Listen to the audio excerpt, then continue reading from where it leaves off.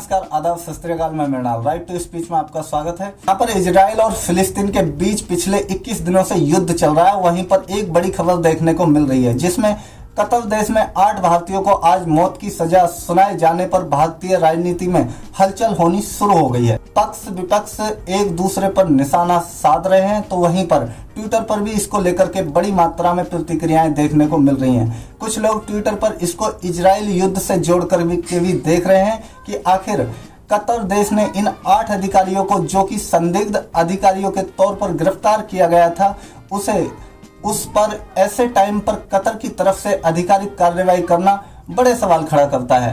अब सवाल ये है कि क्या मौत की सजा से बच पाएंगे ये 8 भारतीय, जिन 8 पूर्व अफसरों की मौत की सजा सुनाई गई है। उनके नाम कुछ इस तरह हैं, जिसमें कैप्टन सौरभ वशिष्ठ हैं, कमांडर पूर्णेंदु तिवारी हैं, कैप्टन वीरेंद्र कुमार वर्मा हैं, कमांडर सुगनाकर पकाला हैं, कमांडर संजीव गुप्ता हैं, कमांडर अमित नागपाल और राजेश शामिल हैं। पिछले साल कतर में गिरफ्तार हुए भारतीय नौसेना के 8 पूर्व अफसरों को मौत की सजा सुनाई गई है। वहीं पर कतर की अदालत के इस फैसले पर भारत सरकार ने हैरानी जताई है और ये फैसला अचंभित करने जैसा प्रतीत होता है। साथ ही कहा है कि भारतीयों की रिहाई के लिए सभी कानूनी विकल्प तलाशे जा रहे हैं। बड़ा सवाल यह है कि क्या भारतीयों के पास में भारत की सरकार के पास में इस कार्रवाई को रोकने के लिए कोई उच्च स्तरीय रास्ते तलाशने की जरूरत है क्या। वहीं पर बात करें कतर की, तो कतर ने जिन 8 भारतीय नौसैनिक अधिकारियों को, जो कि पूर्व नौसैनिक अधिकारी हैं, उनको गिरफ्तार किया था। कथित तौर पर अब इन पर कार्रवाई की जा रही है। इन 8 अधिकारियों को मौत की सजा सुनाई गई है। बात करें वहीं भारत सरकार की, तो भारत सरकार ने इस फैसले की निंदा की है और फिर उन्होंने एक अधिकारी बयान जारी करते हुए विदेश मंत्रालय ने कहा है कि कतर की अदालत ने आज अल दहरा कंपनी के 8 भारतीय कर्मचारियों से जुड़े मामले में फैसला सुनाया है। मौत की सजा के फैसले से हम हैरान हैं और फैसले की डिटेल की कॉपी का इंतजार कर रहे हैं। साथ ही कहा है कि इस मामले से जुड़े प्रत्येक अधिकारी के परिवार के सदस्यों के साथ लगातार संपर्क जारी है। बहुत ही जल्द इनकी रिहाई की कोई कानूनी प्रक्रिया में पहल की जाएगी। वहीं पर विदेश मंत्रालय ने यह भी कहा है कि कतर की जेल में बंद भारतीय नागरिकों को काउंसलर एक्सेस और कानूनी मदद दी जाती रहेगी। वहीं इस पर कांग्रेस ने भी इस पर अपनी प्रतिक्रिया व्यक्त की है। बता दें कि कांग्रेस महासचिव जयराम रमेश ने अपने ट्विटर सोशल हैंडल से प्रतिक्रिया देते हुए कहा है कि कांग्रेस उम्मीद करती है कि भारत सरकार कतर सरकार के साथ अपने राजनीतिक प्रभाव का ज़्यादा से ज़्यादा उपयोग करेगी, ताकि ये सुनिश्चित किया जा सके कि उन्हें अपील का पूरा मौका मिला और उनकी जल्द से जल्द रिहाई के लिए हर जरूरी कोशिश की जाए। वहीं पर अतुल लोधे पाटिल ने एक प्रतिक्रिया में कहा है कि अब सरकार की आंखें खुली हैं, जबकि हमारे पूर्व 8 नौसेना के अधिकारियों को कतर फांसी की सजा सुना चुका है। हमने संसद में पूर्व नौसेना अधिकारियों के लिए सरकार को पिछले वर्ष दिसंबर में चेताया था, लेकिन तब चेते नहीं। साथ ही विदेश मंत्रालय ने यह भी कहा है कि इस मामले से जुड़े हुए हर पहलू को कतर सरकार के अधिकारियों के बीच में जोर शोर से उठाया जाएगा। ये भी बहुत बड़ा सवाल है कि आगे का रास्ता क्या होगा।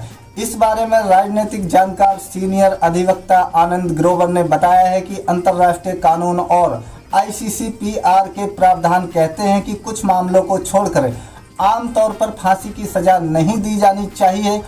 साथ में यह भी बताया कि अगर भारत पहल करे तो भारत के पास में अभी भी कई रास्ते हैं। पहला तो यही कि इस फैसले को कतर की ऊपरी अदालतों में अपील कर सकता है।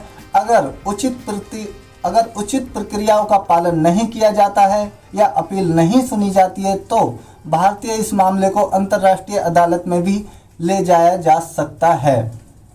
वहीं पर लगातार इस तरीके के राजनीतिक बयान देखने को मिल रहे हैं। तो वहीं पर वरिष्ठ अधिवक्ता आनंद ग्रोवर बताते हैं कि मौत की सजा को रोकने के लिए भारत राजनयिक स्तर पर दबाव भी बना सकता है। इसके साथ साथ सिविल सोसाइटी और NGO भी इस मुद्दे को वैश्विक स्तर पर उठा सकते हैं।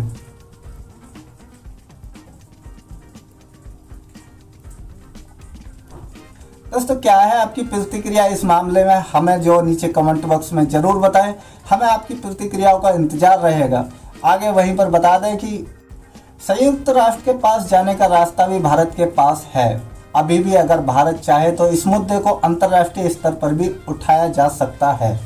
जिन 8 नेवी अधिकारियों को कतर ने मौत की सजा सुनाई है, बता दें कि भारत के अंदर इन्होंने 20 साल तक सेवा की है और वह भी बेदाग। अभी तक इन पर कोई भी ऐसी संदिग्ध गतिविधि नहीं देखी गई।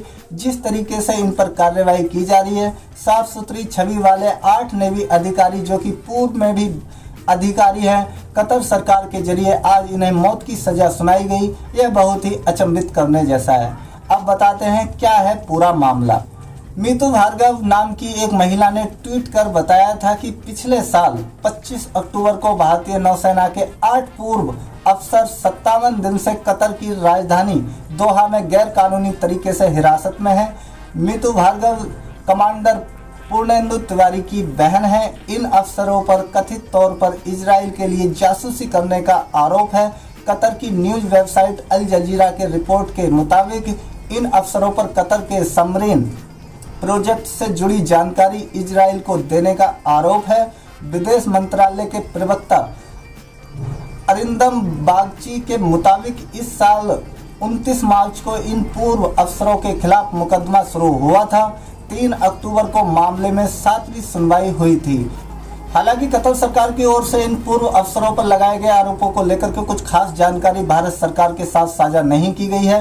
अब सवाल ये उठता है कि आखिर कतर में इन अधिकारियों पर कार्रवाई क्यों हुई। बता दें कि नौसेना से रिटायर्ड ये सभी अफसर दोहा स्थित अल दहा कंपनी में काम करते थे। ये कंपनी टेक्नोलॉजी और कंसल्टेंट सर्विस प्रोवाइड करती है, साथ ही कतर की नौसेना को ट्रेनिंग और सामान भी मुहैया कराती है। इस कंपनी को ओमान की वायुसेना से रिटायर्ड स्क्वाड लीडर खसीम अल आजमी चलाते थे। पिछले साल उन्हें भी इन भारतीयों के साथ गिरफ्तार कर लिया गया था। हालांकि नवंबर में इन्हें रिहा कर दिया गया था।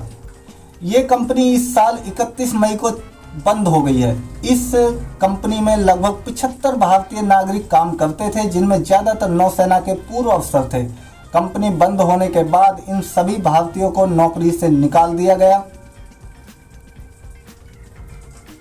दोस्तों अगर आपको हमारा चैनल पसंद आता है तो इसे लाइक कीजिए, शेयर कीजिए, सब्सक्राइब कीजिए। और फिर आपकी क्या है प्रतिक्रिया इस मामले को लेकर के हमें कमेंट बॉक्स में जरूर बताएं। हमें आपकी प्रतिक्रियाओं का इंतजार रहेगा।